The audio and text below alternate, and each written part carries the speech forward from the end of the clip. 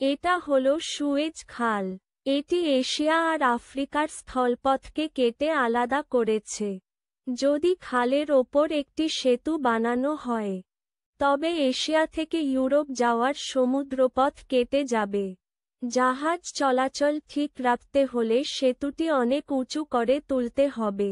কিন্তু সেতু যত উঁচু হবে, ততই ট্রেন চলাচল বাধাগ্রস্ত হবে।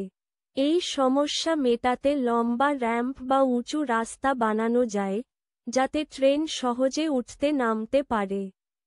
কিন্তু এতে খরচ প্রচুর বেড়ে যাবে।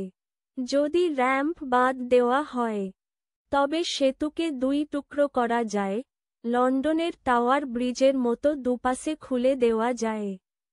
তাতে জাহাজ যেতে পারবে ঠিকই, কিন্তু সেতুটি দোলনার মতো হয়ে যাবে, যা খুব বেশি ভার বহন করতে পারবে না।